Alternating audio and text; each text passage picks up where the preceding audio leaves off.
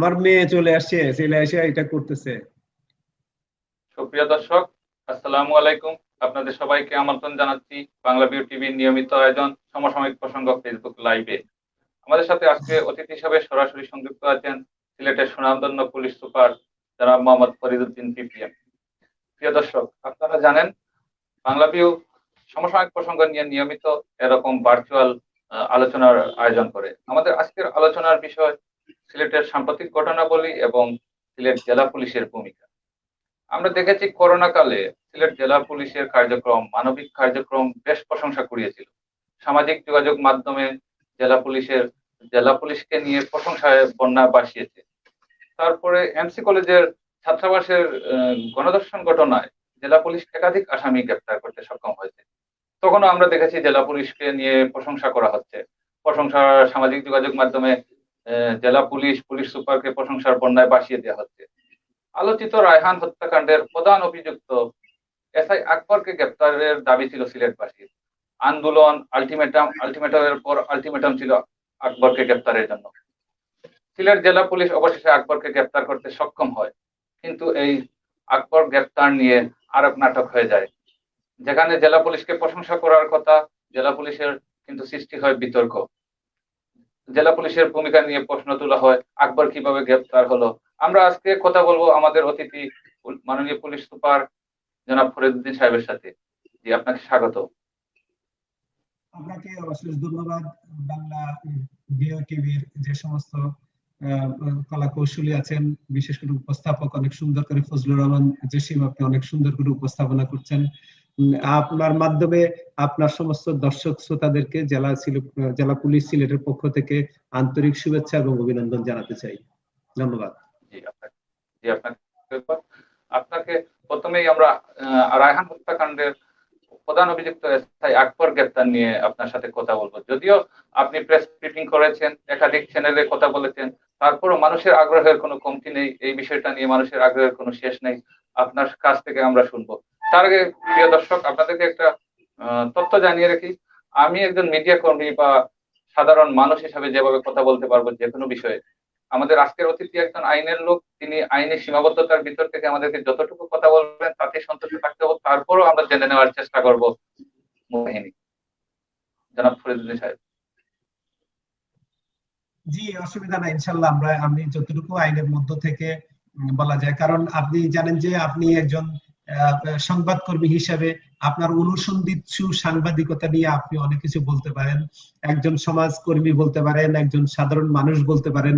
কিন্তু আমি যেহেতু আইনের লোক, আইন দ্বারা প্রতিটা কাজ আমাকে পরিচালিত করতে হয়। আমার প্রত্যেকটা কাজ আইনের মধ্য দিয়ে হতে হয়, সেজন্য আমার কথাবার্তা গুলো যেহেতু এখানে আইন রিলেটেড একটা সেন্সিটিভ মামলার বিষয় নিয়ে, সুতরাং আমার কথাবার্তা শিল্প আইনের বাইরে আমি যেতে পারবো না। যতটুকু সম্ভব আমি আপনার দর্শক শ্রোতাদেরকে যতটুকু সম্ভব আইনের মধ্য থেকে বিষয়টি ব্যাখ্যা করার আমি চেষ্টা করব। আপনি প্রশ্ন করতে পারেন, আমি আস্তে আস্তে উত্তর দেব। জি, আমি আপনাকে প্রথম থেকে যে কথাটি বলেছিলাম প্রোগ্রামের শুরুতেই, যে জেলা পুলিশের প্রতি মানুষের একটা আস্থা ছিল, একটা বিশ্বাস ছিল। জেলা পুলিশকে নিয়ে অনেক প্রশংসা ছিল মানুষের, বিশেষ করে পুলিশ সুপার ফরিদউদ্দিন, ব্যক্তি ফরিদউদ্দিন নয়, পুলিশ সুপার ফরিদউদ্দিনকে নিয়ে আমরা দেখেছি প্রশংসা। হঠাৎ করে আস্থাহীনতা তৈরি হলো আকবর গ্রেপ্তার নিয়ে। এ বিষয়ে যদি আমাদের দর্শকদের একটু সরাসরি বলতেন। ধন্যবাদ আসলে আপনাকে দিতে চাই কোশ্চেনটার জন্য এবং আমাকে এখানে নিয়ে আসার জন্য। আমি যেটুকু বলতে চাই, জেলা পুলিশ সবসময় মানুষকে নিয়ে কাজ করে, মানুষের আবেগ অনুভূতিকে মূল্য দেয়, এবং আমরা একটা জনবান্ধব পুলিশিং করার জন্য আমি চেষ্টা করে যাচ্ছি। আমার একটা টিমকে তৈরি করেছি যারা অতিমাত্রায় সংবেদনশীল হয়ে মানুষের অভাব অভিযোগগুলো শুনবে, থানার একটা সুস্থ সুন্দর পরিবেশ বিরাজ করবে যেখানে মানুষকে সেবা প্রদান করা যায়। সেই লক্ষ্যে আমরা কাজ করে গেছি, এবং এটার কারণে কিন্তু মানুষের জেলা পুলিশের উপর আস্থা বেড়েছে। আমরা বিভিন্ন অপরাধ নিয়ন্ত্রণে, মামলা নেওয়ার ক্ষেত্রে বা বিভিন্ন কাজ করবে আমরা অনেক বেশি পেশাদারিত্ব দেখাচ্ছি, যার জন্য মানুষ আস্তে আস্তে আমাদেরকে তাদের তাদের তাদের কাছে টেনে নিয়েছেন। তো আমি যেটা বলতে চাই, মানুষের অনেক এক্সপেকটেশন ছিল আমাদের উপর, কিন্তু সেই এক্সপেকটেশনের জায়গাটায় যখন সিলেটের রায়হান হত্যাকাণ্ডের মতো এরকম একটা জঘন্যতম একটা মর্মান্তিক ঘটনা ঘটেছে, তখন আসলে সাধারণ মানুষের অনুভূতিতে এটা চরমভাবে আঘাত করেছে।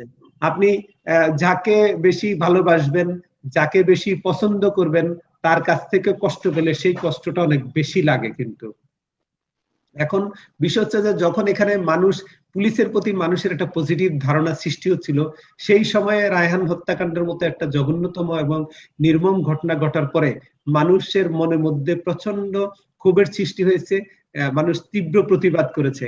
এবং সেই সময়ে আমি দেখেছি, যদিও এই যে রায়হানের হত্যাকাণ্ডের যে ঘটনা বন্দরফাড়ি, এটা সিলেট মেট্রোপলিটন পুলিশের এলাকা, এবং সেখানে মেট্রোপলিটন পুলিশের একজন ডিআইজি আছেন, দুজন এডিশনাল ডিআইজি আছেন, বেশ কয়েকজন পুলিশ সুপার পদমর্যাদার কর্মকর্তা আছেন, অতিরিক্ত পুলিশ সুপার পদমর্যাদার কর্মকর্তা আছেন, সহকারী পুলিশ সুপার পদমর্যাদার কর্মকর্তা আছেন, 6টা থানার বেশ কিছু ওসি, ইন্সপেক্টর তদন্ত এবং সাব ইন্সপেক্টর অন্যান্য অফিসার আছেন।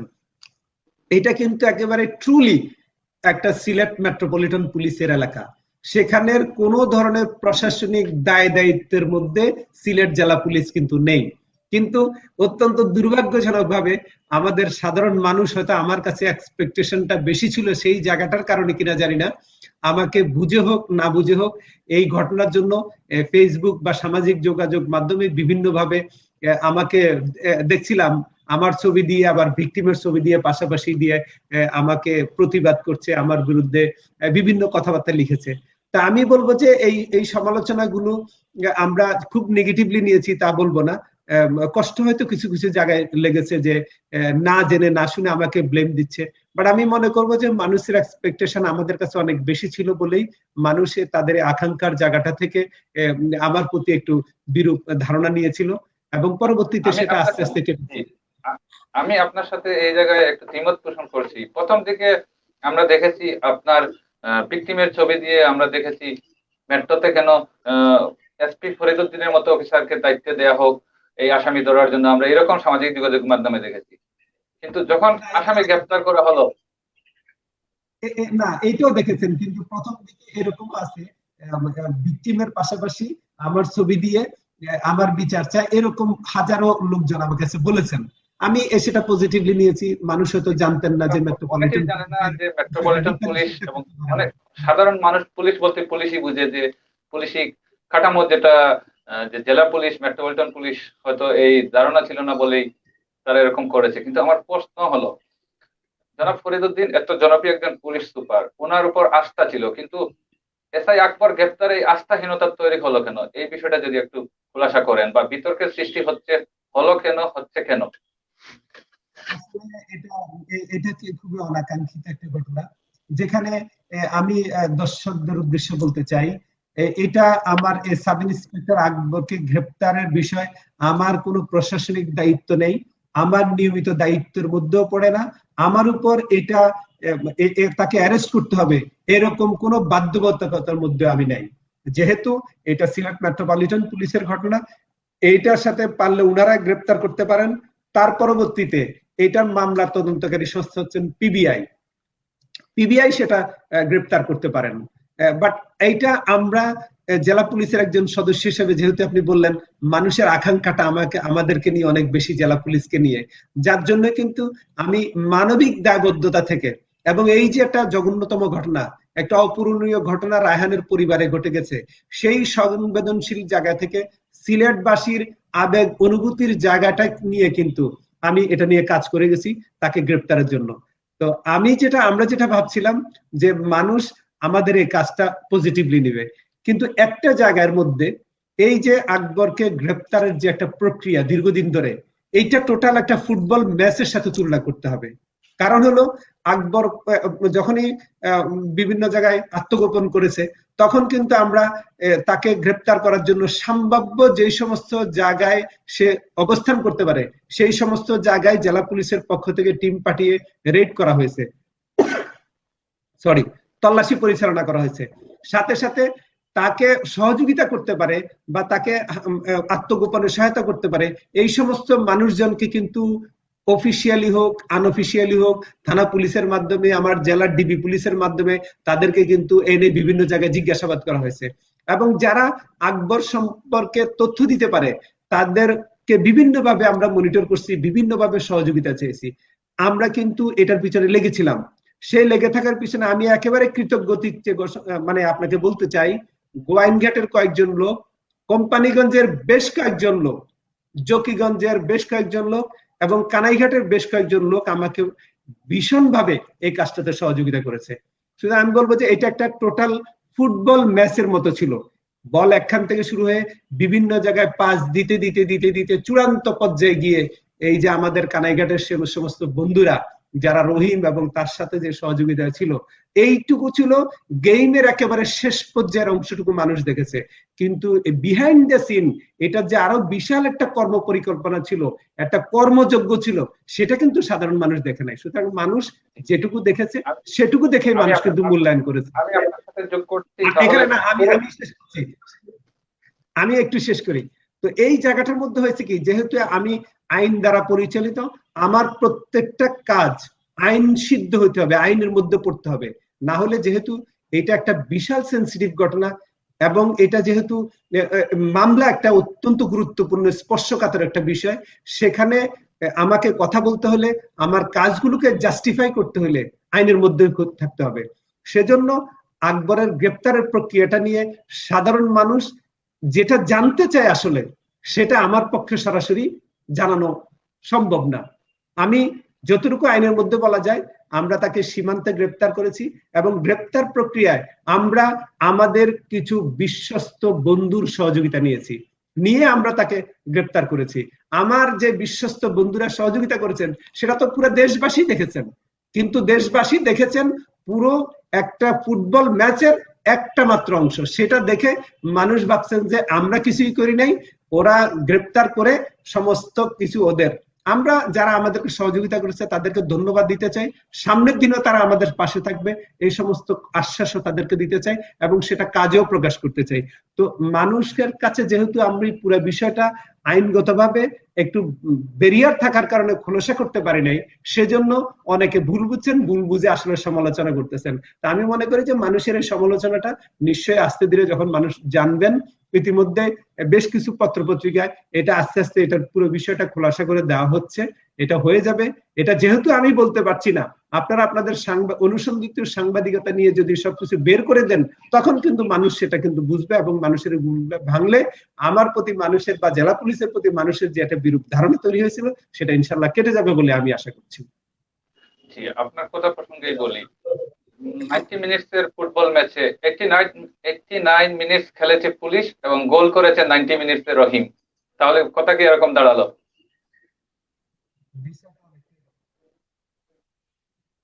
তাহলে তো অল ক্রেডিট রহিম নিয়ে গেল। নিয়ে যাক, কোনো সমস্যা নাই, আমি তো রহিমকে ক্রেডিট দিতে কোথায় নিষেধ করি। নিয়ে গেলে সমস্যা নেই, কিন্তু তাহলে বিতর্কের সৃষ্টি হচ্ছে এখানেই, রহিমের ক্রেডিট পুলিশ ছিনতাই করছে, পাবলিকের মতামত যেটি। না, পাবলিক যখন জানবে যে এই ম্যাচ অর্গানাইজিং এর পিছনে এই রহিমের কাছে বলটা নিয়ে যাওয়া পর্যন্ত আরো 8-10 জন প্লেয়ার খেলছে, বলটা ডিফেন্ডার এখান থেকে এক গোল পোস্টের এখান থেকে যখন ছুড়ে দেওয়া হয়েছে, বিভিন্ন জনকে ট্র্যাকেল করে বিভিন্ন জায়গায় পাস দিতে দিতে অনেকগুলো প্লেয়ারকে ওভারলুক করে এক পর্যায়ে রহিমের কাছে গিয়েছে, ওই অংশটা শুধু দেখছেন। সুতরাং আমি বলবো যে টোটাল সিনারিওটাকে মূল্যায়ন করলে এখানে কারো অবদানই অস্বীকার করার কোনো সুযোগ নাই, সবার অবদানটাই এখানে প্রকাশিত হবে মানুষের কাছে। অর্থাৎ রহিম ছিল পুলিশ টিমের প্লেয়ার। রহিম, এটা আমি স্বীকার করতে হবে, রহিম না শুধু, এখানে রহিমের সাথে আরো বেশ কয়েকজন ছিল। আমি এখানে আসলে আমরা প্রথাগতভাবে পুলিশ কখনো কোনো সোর্সের পরিচয় সাধারণত গোপন থাকে, সোর্সের কথা কোথাও বলা হয় না। আমরা অনেক মানুষের সহযোগিতা, মনে করেন রাতের বেলায় আমরা একটা মার্ডার মামলার আসামি ধরতে গেলাম, সেখানে কিন্তু আমরা স্থানীয় লোকজন কোন বাড়ি দেখানোর জন্য বা বাড়িতে আছে কিনা এগুলো দেখাই দেওয়ার জন্য আমাদেরকে কিন্তু সহযোগিতা করে। সেই লোকটাকে যখন আমরা লোকটার আইডেন্টিটি যদি পরিচিত হয়ে যায়, তার পরিবার কিন্তু তার প্রতি হোস্টাইল হয় এবং যিনি আটক হন তিনি কিন্তু কেউ যদি দেখাই দিচ্ছে এটা জানতে পারে, পরে সারা জীবনের জন্য তার সাথে শত্রুতাটা তৈরি হয়। সেই জায়গাটা থেকে সোর্সের একটা নিরাপত্তার দিক থেকে আমরা কখনো সোর্সের নাম প্রকাশ করি না।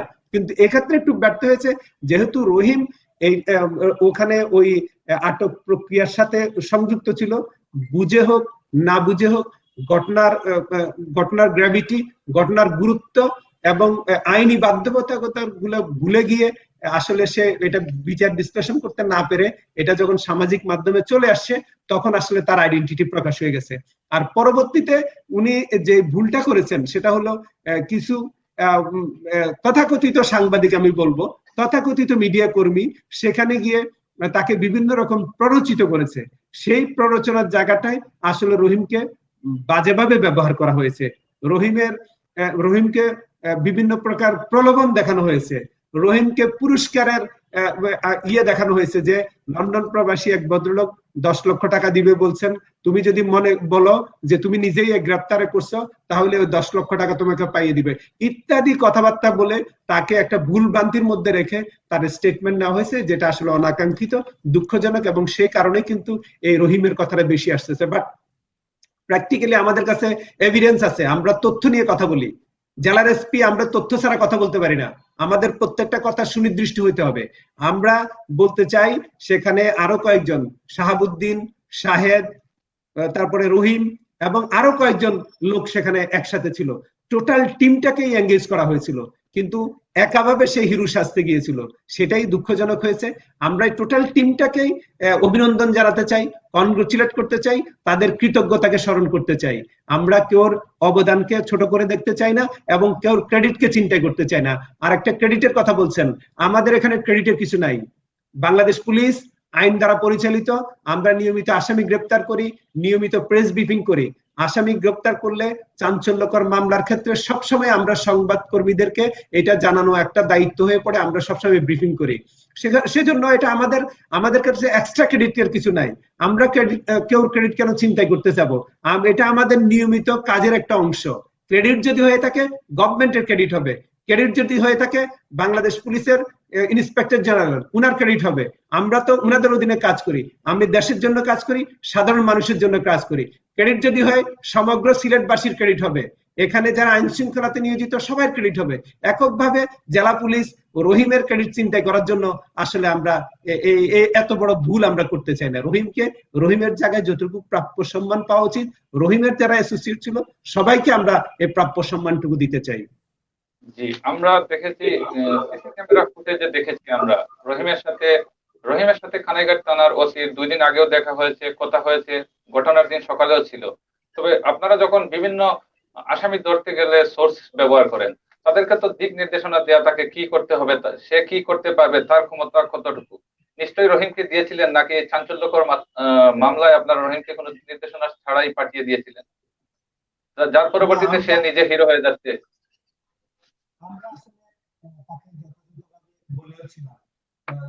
আপনার আপনার কথা আসতেছে না। এখন শোনা যাচ্ছে? এখন শোনা যাচ্ছে? আমরা আসলে রহিম এবং তার যে সহযোগী শাহাবুদ্দিন, শাহেদ, রহিম, এদেরকে যথাযথভাবে বলা হয়েছে। এই ঘটনার 2 দিন আগে থেকে রহিমকে একটা বিশেষ কাজে আমাদের দরকার লাগবে, এরকমটা আমাদের অফিসার ইনচার্জ বলেছেন। এবং সেখানে শুধু যে আমাদের কানাইঘাট থানার অফিসার ইনচার্জ ছিলেন তা না, এই বিশেষ কাজে সেই সময় ওসি জকিগঞ্জ সেখানে উপস্থিত ছিলেন। তাদেরকে বলা হয়েছে, সেই সমস্ত ছবি অলরেডি সামাজিক মাধ্যমে এসছে, সেগুলো বলে দেওয়া হয়েছে। বাট ব্যর্থ যেটা হয়েছে আমার মনে হয়, যেহেতু তারা দেশের আইনটাকে অতটা বুঝে নাই, এই যে ডিজিটাল মিডিয়াতে এটা দিয়ে দিলে কি হবে এটা আসলে গুরুত্বটা বুঝতে পারে নাই। আর পরে হলে আপনি দেখবেন যে ওখানে বেশ কিছু ছোট ছোট ছেলে ছিল।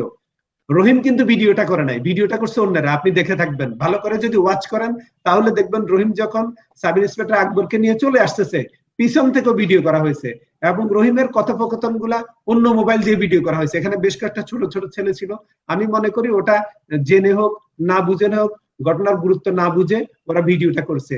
দুর্ভাগ্যজনক হচ্ছে আমরা প্রথম যেটা অ্যানালাইসিস করে বের করলাম সেটা হলো ওখানকার একজন খাসিয়ার লোক সেই ভিডিওটা করেছেন, করে উনি সামাজিক মাধ্যমে ছেড়ে দিয়েছেন। আর আমাদের এই যে খাসিয়া সম্প্রদায়, এরা তো সবসময় আমাদের সাথে, ওই দেশের লোকজনের সাথে তাদের একটা বন্ধুত্ব থাকে, রিলেশন থাকে, অনেকের ফেসবুক ফ্রেন্ড, মুহূর্তের মধ্যে এটা ছড়িয়ে পড়েছে। আসলে ভুলটা ওখানে হয় নাই, ভুলটা হয়েছে শেষ পর বিকেল বেলায় যখন রহিম তার নিজে ক্রেডিটটা নিতে চাইলেন এবং কিছু লোকের প্ররোচনায়, প্রলোভনে পড়ে সে যখন নিজেকে এটার জন্য বলছে যে পুলিশের সাথে তার কোনো সংশ্লিষ্টতা নাই, সে নিজে একা একা গিয়ে এই সাব ইন্সপেক্টর আকবরকে গ্রেপ্তার করছে, that was the real blunder. আমরা যে তাকে ইতিপূর্বে পুলিশের গাড়িতে করে সেদিন সকাল 7টায় নামিয়ে দিয়ে আসলাম, এর আগের দিন রাতে যে তার সাথে কথোপকথন হলো, তার সাথে যে আরো কয়েকজন সহযোগী ছিল তাদেরকে সহযোগে যে আমরা পাঠালাম, সেই কথাগুলো পুরোপুরি অ্যাভয়েড করে নিজে নিজে বললেন। এই সর্বশেষে বলাটা হলো সবচেয়ে দুঃখজনক। আর আমি আমার সম্মানিত সিলেট নাগরিকের, সিলেটবাসীর উদ্দেশ্যে বলতে চাই, অনেকে প্রশ্ন করেছেন আমাকে যে আমরা কেন এই যে লোকজন যারা গ্রেপ্তার প্রক্রিয়া আমাদেরকে সহযোগিতা করেছে তাদেরকে কেন সম্বোধন করলাম না। আমি প্রেস ব্রিফিং এ সুনির্দিষ্টভাবে বলেছি যে আমরা কানাইঘাট সীমান্তবর্তী এলাকার আমাদের কিছু বিশ্বস্ত বন্ধুর সহযোগিতা নিয়েছি। এই গ্রেপ্তার প্রক্রিয়ায় কানাইঘাট এলাকার বিশ্বস্ত বন্ধুরা আমাদেরকে সহযোগিতা করছে। দেখেন, এখানে আমরা মানুষকে সম্মান দিতে জানি, আমি এখানে সোর্স বলি নাই, বিশ্বস্ত বন্ধু হিসেবে আখ্যায়িত করেছি। আমি কিন্তু সম্মানিত করার চেষ্টা করছি। আমার সেই কথাগুলোতে মিডিয়াতে পুরোপুরি আসে নাই। আমার বক্তব্য যখন টিভিতে প্রচার করা হয়েছে, শুধু আমি কানাইঘাট সীমান্ত থেকে গ্রেপ্তার করেছি শুধু এটুকুই এসেছে, কিন্তু পরবর্তী লাইন যেটা ছিল কানাইঘাট সীমান্ত এলাকায় বিশ্বস্ত বন্ধুদের সহযোগিতা নিয়েছি, তারা আমাকে সহযোগিতা করেছে, সেই জিনিসগুলো পুরোপুরি আসলে হয়তো মানুষের মধ্যে ভুল বুঝাবুঝি থাকতো না। তা আমি আপনাদেরকে বলতে চাই, যারা আমাদের কথায় কষ্ট পেয়েছেন, আহত পেয়েছেন, আমরা সোর্স বলি নাই, আমরা বিশ্বস্ত বন্ধু বলছি। আমরা বন্ধু হিসেবে তাদেরকে সম্মানিত করতে চাই, আমরা তাদের অবদান কৃতজ্ঞ চিত্তে স্মরণ করতে চাই, এবং এই বিশৃঙ্খলাটা তৈরি না হলে তারা আমাদের কাছে অনেক বেশি বেশি সম্মানিত হতেন। তারপরে বলবো, যেটুকু ভুল বুঝাবুঝি হয়েছে সেই ভুল বুঝাবুঝি অবসান হয়ে গেলে ইনশাল্লাহ অচিরেই এই টোটাল টিমটাকেই জেলা পুলিশ সম্মানিত করবে, সম্মানিত করবে, সম্মানিত করবে ভালোভাবে ইনশাল্লাহ। তবে কি বিশ্বস্ত বন্ধু বিশ্বস্ততা ভঙ্গ করেছে বক্তব্য দিয়ে? ভুল হয়, ভুল হয়, ভুল সবারই হয়, এটা আমি মনে করি একটা ভুল এবং একটা মিসআন্ডারস্ট্যান্ডিং। আর যারা এই ঘোলা পানি করতে চেয়েছিলেন, যারা এটাকে ভিন্ন খাতে প্রবাহিত করতেছিলেন, এবং যে সমস্ত দুষ্ট লোক এটাতে ইনভলভ হয়েছেন, বেশ কিছু দুষ্ট লোক, আমাদের কাছে তথ্য প্রমাণ আছে, বেশ সোশ্যাল মিডিয়া তো এমন এমন কথাবার্তা বলছেন, এরা এরা এরা কখনোই ভালো চায় না, এরা দেশের ভালো চায় না, এরা সরকারের ভালো চায় না, এরা না পুলিশের ভালো চায় না, এদেরকে আপনি কখনো বিশ্বাস করাতে পারবেন না। বাট ভদ্র মানুষ যারা, শিক্ষিত মানুষ যারা, তারা গঠনমূলক আচরণ করবেন।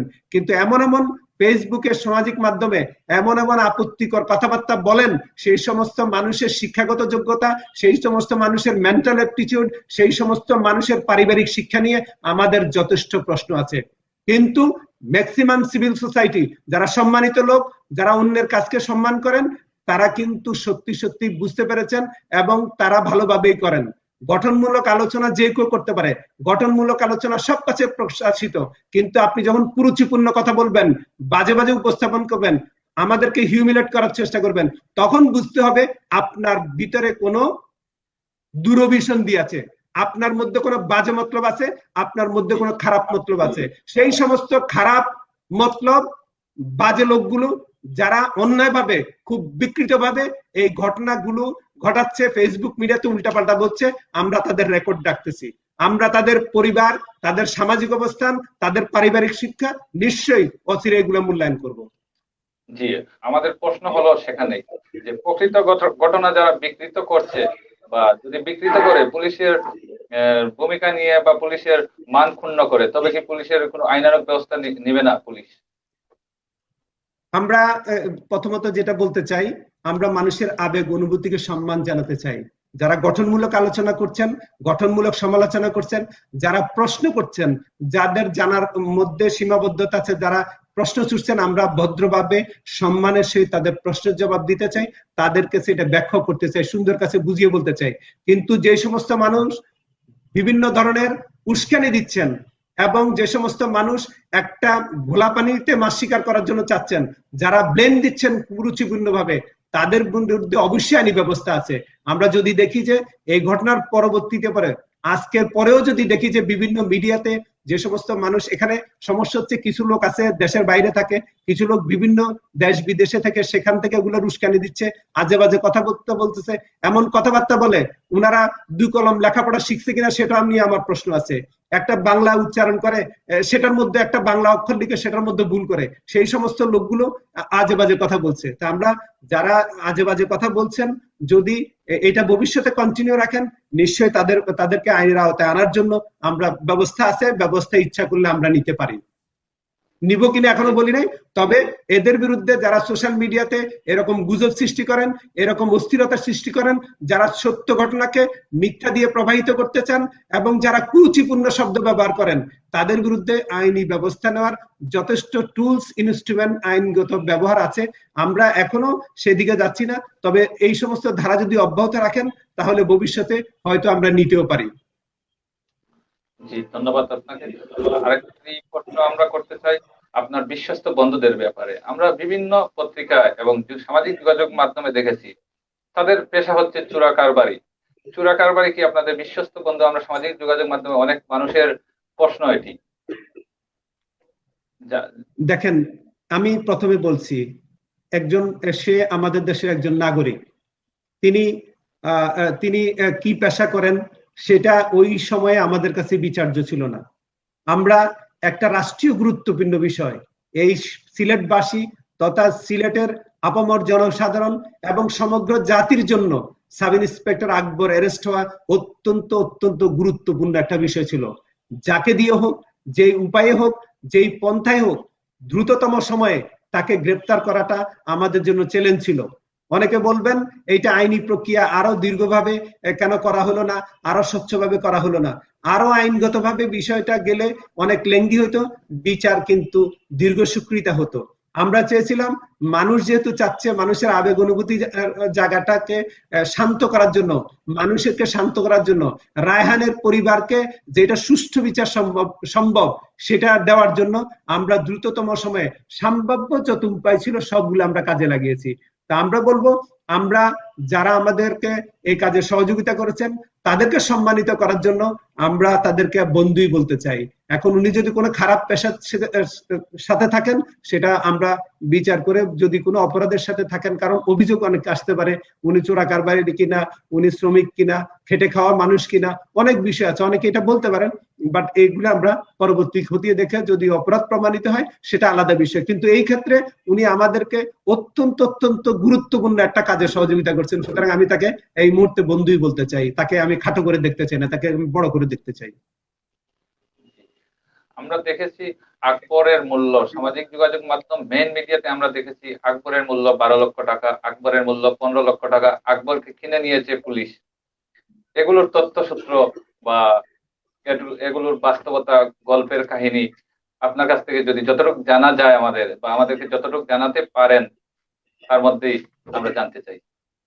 দেখেন, যারা আমাদের সোর্স হিসেবে কাজ করে সবসময় আমরা তাদেরকে কিছু না কিছু ইনসেনটিভ দিয়ে থাকি। এটা আমাদের একটা গোপনীয় বিষয় আমরা করে থাকি। এটা যে সোর্সের সাথে আমাদের কাজকর্ম হবে তার সাথে আমাদের রিলেশনের উপর এবং কাজের গ্র্যাভিটি এবং গুরুত্বের উপর নির্ভর করে। তো এখানে কোথায় কি বললেন যে মূল্য হিসাবে তো কোনো কিছু, এটা তো এমন কোনো পণ্য না যে এটা মূল্য নির্ধারিত হয়েছে। এটার আইনি ব্যাখ্যা আসলে নাই, এইভাবে সুনির্দিষ্টভাবে কিছু বলা যাবে না।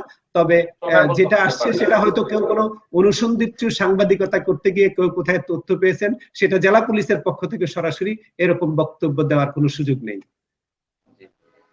তাহলে জেলা পুলিশই আকবরকে গ্রেফতার করেছে, জেলা পুলিশের নির্দিষ্ট ছকে আকবর গ্রেফতার হয়েছে। আপনার বক্তব্য অনুযায়ী শুধু লাস্ট অংশ ছিল রহিম এবং তার সহযোগীরা। আপনি জি, আমি এটা বলছি, আকবর গ্রেফতার প্রক্রিয়া পুরো একটা ফুটবল টুর্নামেন্টের একটা ম্যাচের মতো।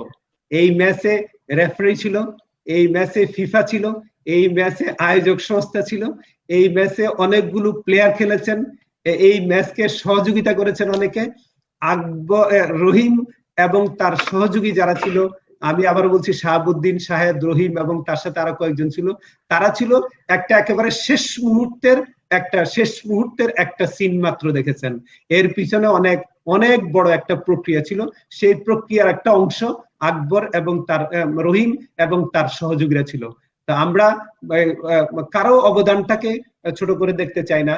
এরকম একটা গুরুত্বপূর্ণ কাজে অত্যন্ত সাহসিকতা নিয়ে, ঝুঁকি নিয়ে রহিম এবং তার সহযোগীরা যে কাজটা আমাদেরকে সহযোগিতা করেছেন তাদেরকে ধন্যবাদ জানাতে চাই, কৃতজ্ঞতা জানাতে চাই।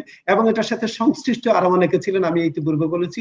আমরা সকলের অবদানকে কৃতজ্ঞতা চিত্তে জেলা পুলিশ স্মরণ করতে চাই। এই মামলার তদন্তে আছে পিবিআই। জি। জেলা পুলিশের কাছে তথ্য থাকলে গ্রেপ্তারের সংশ্লিষ্টতায় পিবিআই নাই কেন? সব চেষ্টা আসলে সবাই করেছে, আপনাকে এটা তো বলতে হয়। এই ঘটনাটা এত সেন্সিটিভ একটা ঘটনা ছিল, বাংলাদেশের সমস্ত আইন প্রয়োগকারী সংস্থা, ইভেন আপনি অন্যান্য সংস্থাগুলো কিন্তু অনেক আন্তরিকভাবে চেষ্টা করেছে, এবং সিলেট মেট্রোপলিটন পুলিশও অনেক চেষ্টা করেছেন। মেট্রোপলিটন পুলিশের ইতিমধ্যে নতুন কমিশনার স্যার যোগ দিয়েছেন, স্যারও একেবারে প্রাণান্তকর চেষ্টা করেছেন এই সময়ে।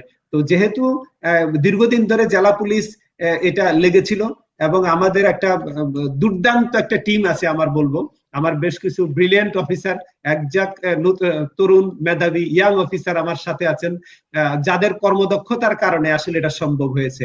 তো সেজন্য আমি বলবো যে সবাই চেষ্টা করেছেন, এর মধ্যে হয়তো আল্লাহ সহায় হয়েছেন, আমাদের অফিসাররা এখানে সাকসেসফুল হয়েছেন জনগণের সহযোগিতা নিয়ে।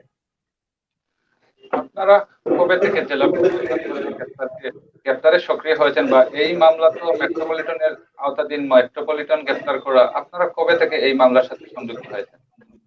যখন থেকে আসলে শুনেছি পলাতক হয়ে গেছে, তখন থেকেই মাথার মধ্যে এটা খুব স্ট্রাইক করছে যে একজন অফিসার এভাবে পলাতক হবে কেন। যেহেতু সে পলাতক হয়েছে, তখন থেকেই তাকে গ্রেপ্তারের জন্য পলাতক। আসলে সে তো 10 তারিখের ঘটনা, 11-12 তারিখ পর্যন্ত আমার যতটুকু নলেজ সে আশেপাশেই ছিল। 13 তারিখ থেকে যতটুকু জেনেছি সে পলাতক হয়ে গেছে। আমরা আসলে যদি ট্রুলি বলেন, 14 তারিখ থেকে আমরা খুব সিরিয়াস ছিলাম তাকে যে কোনো মূল্যে ধরার জন্য। তাকে পালিয়ে যেতে যারা সহযোগিতা করেছে, কোন সাধারণ মানুষ, কোন সংবাদকর্মী, বা আকবরের একটা ভিডিওতে আমরা দেখেছি যে সে বলেছে তাকে বলা হয়েছিল 2 মাস পরে সবকিছু ঠান্ডা হয়ে যাবে, তখন আসলে হ্যান্ডেল করা যাবে। তারা কারা, বা তাদেরকে কি কোনো তদন্তাধীন? আমি আসলে আপনাকে বলি, আমরা গ্রেপ্তার করার পরে আমি খুব একটা সময় পাইনি ওকে জিজ্ঞাসাবাদ করার জন্য। আর জিজ্ঞাসাবাদটা করা আসলে আমার পার্ট না, যেহেতু তদন্ত সংস্থা আছেন, ওনারা জিজ্ঞাসাবাদ করবেন। যেহেতু এটা এটা আমি একরকম, আমি জিজ্ঞাসাবাদের কোনো অংশের মধ্যেই পড়ি না, যার জন্য। আর সেদিন গ্রেপ্তার করে আমার অফিস পর্যন্ত নিয়ে আসতেই সন্ধ্যা 5টা বেজে গিয়েছে, সাড়ে 5টার বেশি বাজছিল। তারপরে এখানে উৎসুক কিছু জনতা ছিল, উনাদেরকে কথাবার্তা বলতে হয়েছে, প্রচুর সংবাদকর্মী ছিল, উনারা অপেক্ষারত ছিলেন। একটু মিডিয়া ব্রিফিং করে যত দ্রুত সম্ভব পিবিআই এর কাছে দিয়ে দেওয়াটাই আমার কাজ ছিল, যার জন্য আমি দিয়েছি। সুতরাং এখানে কারা জড়িত, অন্যান্য কারা তাকে পালিয়ে যেতে সহযোগিতা করেছে, এইটার আসলে সুযোগটা আমি পাই নাই। নিশ্চয়ই পিবিআই জিজ্ঞাসাবাদ করছে, 7 দিন তাদের রিমান্ডে আছে। আমি মনে করি পিবিআই জিজ্ঞাসাবাদের মধ্য দিয়ে সবকিছু খোলাসা হবে। আকবর প্রসঙ্গ ছাড়াও আমরা আপনার সাথে কথা বলতে চাই এমসি কলেজ ছাত্রাবাসের গণধর্ষণ মামলা নিয়ে, বা গণধর্ষণ মামলার পুলিশের জেলা পুলিশের আসামি গ্রেপ্তার নিয়ে। কিভাবে সম্ভব হলো দুদিন একাধিক আসামি জেলা পুলিশ গ্রেপ্তার করলো, যদিও মেট্রোপলিটন পুলিশের আসামি এজাহারভুক্ত আসামি 8 জন, এবং 8 জন বা 6 জন এজাহার নামীয়, বাকি 3 জন এজাহার ছাড়া। একজন আসামিও মেট্রোপলিটন পুলিশ গ্রেপ্তার করতে পারেনি।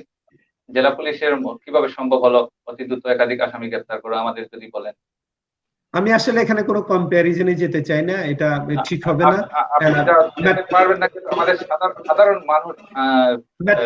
মানুষ সাধারণ চোখে কম্পেয়ার করে দেখেন, মেট্রোপলিটন দেখেন পুলিশও কাজ করছে, সেখানে আমার পর্যায়ের কর্মকর্তারাও আছেন, আমার সাথে সিনিয়র পর্যায়ের কর্মকর্তারা আছেন, তারাও চেষ্টা করেছেন। তা আমি যেটা বলতে চাই, আমার কাছে সংবেদনশীলটা অনেক বেশি, আমি সিলেটের মানুষের আবেগ অনুভূতিকে অনেক বেশি মূল্যায়ন দেই। আমার সাথে একঝাঁক তরুণ মেধাবী অফিসার আছে, যাদেরকে আমি সার্বক্ষণিক মনিটরিং করি, গাইড করি, উৎসাহ দিই। তাদের কর্মতৎপরতার কারণে এবং আমাদের নিবিড় তৎপরতার কারণে হয়তো আমরা ওই সময় দুইটা আসামি ধরতে সমর্থ হয়েছিলাম। অন্যরাও ধরেছে, আপনার এখানে র্যাবও ধরেছে, এখানে সুনামগঞ্জ জেলাও ধরেছে, হবিগঞ্জ জেলাও ধরেছে। সবাই মিলে আসলে চেষ্টা করছে। ওটা অত্যন্ত সেন্সিটিভ একটা ঘটনা ছিল। আমরা মনে করেছি আমাদের ব্যক্তিগত দায়বদ্ধতা, পেশাদারিত্বের জায়গা থেকে আমরা তাদেরকে সহযোগিতা করব। আসলে আমরা তখন মেট্রোপলিটন পুলিশকে এই আসামি ধরতে সহযোগিতা করেছি মাত্র, এর বাইরে কিছু না।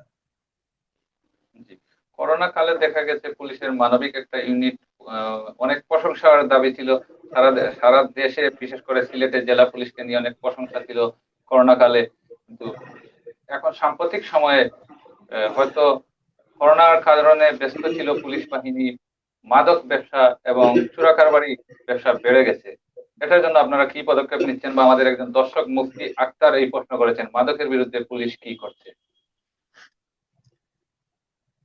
মাদকের বিরুদ্ধে আমাদের অবস্থান আগে যেরকম আছে এখনো আছে সেরকম। দেখেন, মাদক আসে সীমান্ত এলাকা দিয়ে। মাদক বাংলাদেশে তৈরি হয় না, সীমান্ত দিয়ে আসে। আর সীমান্তে আমাদের অন্য একটা বাহিনী, আমাদের অত্যন্ত প্রেস্টিজিয়াস সম্মানের বর্ডার গার্ড বাংলাদেশ, তারা কাজ করেন। তো আমরা যখন মাদক সীমান্ত দিয়ে দেশের ভিতরে প্রতি ঘরে ঘরে পৌঁছে যায়, তখন এখানে পুলিশিং করে প্রত্যেক ঘরে ঘরে থেকে মাদক উদ্ধার করে মাদক নিয়ন্ত্রণ করা আসলে এটা কঠিন। মাদক যদি নিয়ন্ত্রণ করতে হয়, সীমান্তে নিয়ন্ত্রণ করতে হবে। তারপরেও পুলিশ তার সর্বোচ্চ সক্ষমতা দিয়ে আমরা একটা চ্যালেঞ্জ হিসেবে নিয়েছিলাম যে মাদক আমরা নির্মূল করবই। আমরা খুব জোরালো অভিযান পরিচালনা করছিলাম। বাট অত্যন্ত দুর্ভাগ্যজনক, আপনি জানেন যে কথার পিঠে কথা চলে আসে, না বললেও নয়, যে কক্সবাজারের ঘটনার পরে আসলে মাদকের অভিযানে সারা দেশে একটু করে কেমন যেন শৈথিল্যতা আসছে, এবং সীমান্তগুলো সেইভাবে মনে হয় না খুব স্ট্রিক্ট অবস্থানে আছে সামগ্রিক অবস্থা বিবেচনায়। আর দেশের মাঝে পুলিশের সমালোচক অনেক বেড়ে গিয়েছেন এই মুহূর্তে, বিভিন্ন কারণে হোক। যেখানে কক্সবাজার একটা দুর্ভাগ্যজনক ঘটনা ঘটেছে, সিলেটে একটা ঘটনা ঘটেছে, এগুলোতে আসলে আমরা একটু আমাদের পুলিশ সদস্যদেরকে এই কাজটাতে মোটিভেট করতে আরেকটু সময় লাগবে। তো আশা করি মাদক চোরা কারবারিরা একটু বেশি সাহস পেয়ে গেছেন। তো সেটা সময়ের আবর্তে আবার নিশ্চয়ই আমরা সবাই ঘুরে দাঁড়াবো, সীমান্ত আরো বেশি স্ট্রিক্ট হবে। আমি মনে করি যে সবাই মিলে সমন্বিত ভাবে কাজ করলে মাদকটাকে নিয়ন্ত্রণ করতে পারে। আমরা যে জিরো টলারেন্স প্রক্রিয়া ছিলাম, এখনো আমরা আছি, এবং ভবিষ্যতে নিশ্চয়ই আরো বেশি মাদক নিয়ন্ত্রণে আমরা আরো বেশি কঠোর ভূমিকা পালন করব। এখন এই মুহূর্তে সিলেট জেলা পুলিশের করোনা কালে একটা ছিল মানবিক কাজে সহায়তা করা, এই মুহূর্তে ফার্স্ট প্রায়োরিটি কি পাচ্ছে জেলা পুলিশের কার্যক্রমে? এই মুহূর্তে প্রায়োরিটি বলতে, এই মুহূর্তে যদি আপনি আমাকে জিজ্ঞাসা করেন, প্রায়োরিটি তো আমাদের নিয়মিত কাজ, গতানুগতিক কাজ, জনগণকে সেবা দেওয়া, জনগণকে আইনি প্রতিকার দেওয়া। থানায় যে সমস্ত মামলাগুলো হচ্ছে, মামলাগুলো সঠিকভাবে রিসিভ করা, মানুষের কথাগুলো শোনা, মানুষের অভাব অভিযোগগুলো যথাযথ আইনি প্রক্রিয়ার মাধ্যমে মূল্যায়ন দেওয়া, মানুষের নিরাপত্তা দেওয়া, অপরাধ ঘটলে অপরাধগুলো দ্রুত ডিটেকশন করা, এগুলোকে বিচারে অপরাধীদের গ্রেপ্তার করে বিচারে সোপর্দ করা, এগুলো আমাদের জন্য সবচেয়ে বড় একটা চ্যালেঞ্জ, একটা আমাদের নিয়মিত কাজ।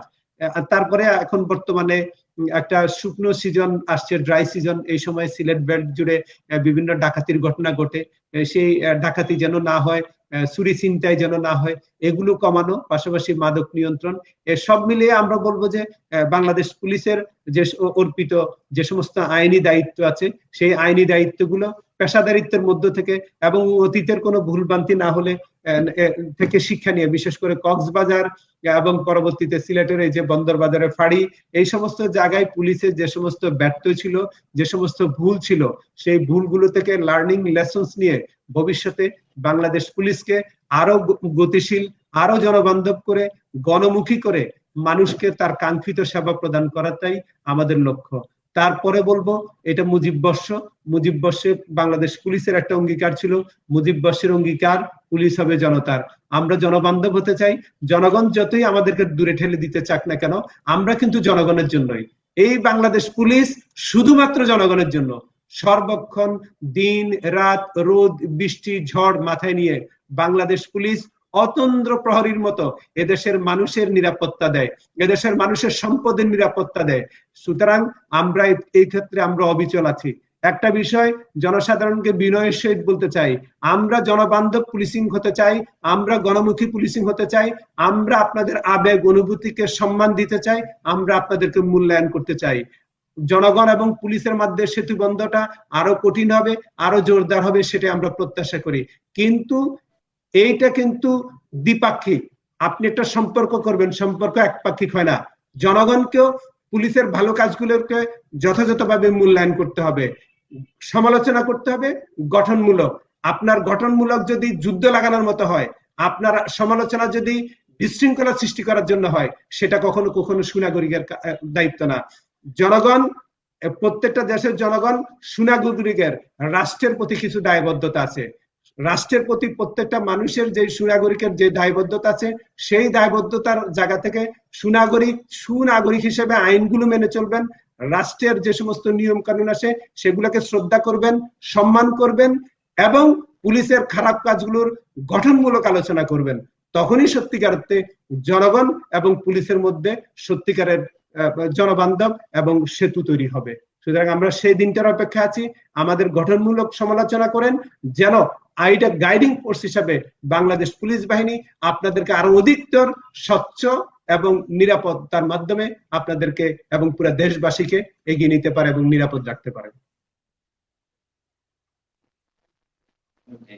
আপনাদের পুলিশ বাহিনী এত কাজ করে, এত জনগণের জন্য দিন রাত অতন্দ্র প্রহরীর মতো কাজ করে, কিন্তু আস্থা অর্জন জনগণের সম্ভব হচ্ছে না। আস্থা অর্জন পুরোপুরি সম্ভব হচ্ছে না। একটা বিতর্ক থেকে যায়, মাঝে মধ্যে একটা বিশৃঙ্খলার সৃষ্টি হয়। এই আস্থা অর্জনে কি কাজ করছে পুলিশ, বা আস্থা অর্জনে আস্থা নেওয়ার জন্য আস্থা অর্জনে পুলিশ সবসময় কাজ করছে। আপনি দেখবেন আমরা কমিউনিটি পুলিশিং করেছি, সেখানে মানুষের সাথে আমাদের সেতু বন্ধন হয়েছে। আমরা অতি সম্প্রতি বিট পুলিশিং করতেছি। বাংলাদেশে এরকম একটা ডিপার্টমেন্টও দেখাতে পারবেন না যার সার্ভিসকে মানুষের দোরগোড়ায় নিয়ে গেছে, ঘরে ঘরে নিয়ে গেছে।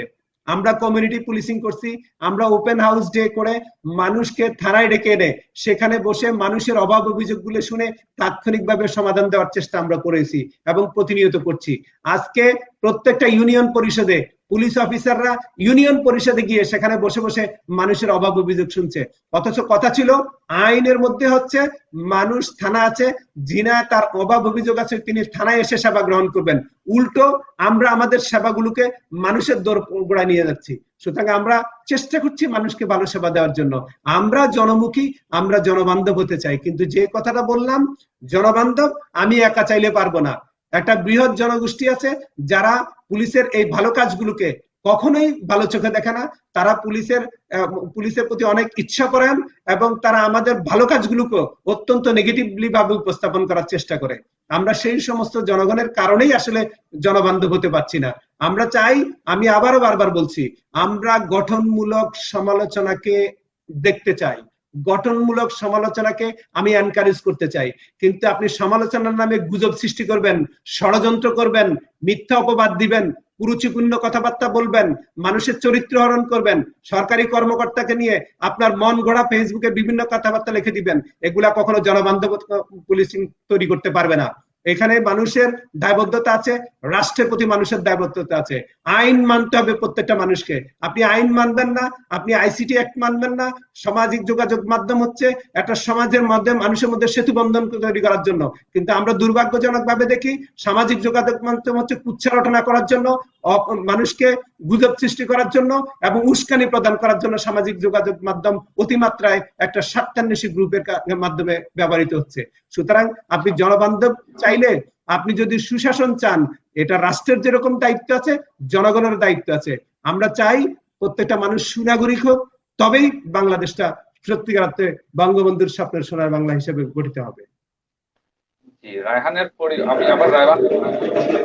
রায়হানের পরিবারের প্রধান দাবি ছিল অভিযুক্ত আকবরকে গ্রেপ্তার করা।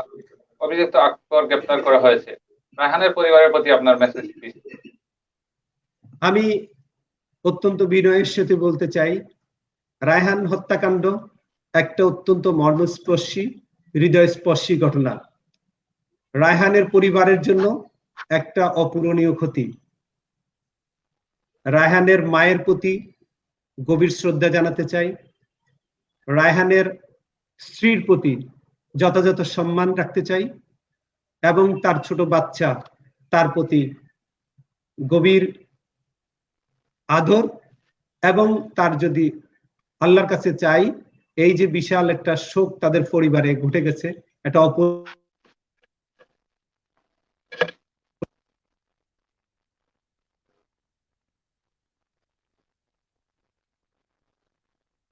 আমাদের অতিথি মনে হয় সংযোগ বিচ্ছিন্ন হয়েছেন। আমরা অপেক্ষায় থাকবো, দেখি তিনি সংযোগ পান কিনা।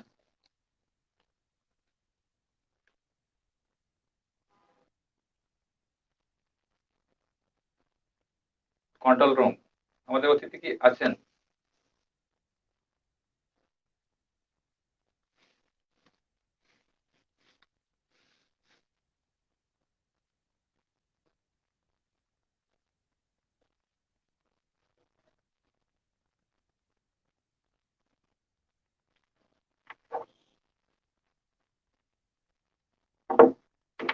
প্রিয় দর্শক, আমরা হয়তো আরো 2-1 মিনিট আমরা অপেক্ষা করব, আমাদের অতিথি হয়তো সংযোগ ফিরে পাবেন।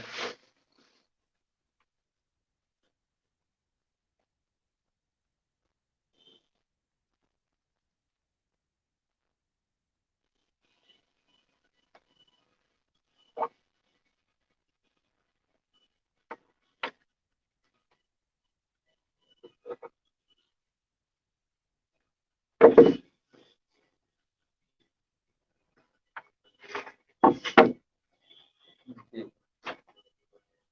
আমরা কি প্রোগ্রাম শেষ করে দিব? হ্যালো। জি, জি, জি, ঠিক আছে, থ্যাংক ইউ। জি, থ্যাংক ইউ। জি, থ্যাংক ইউ।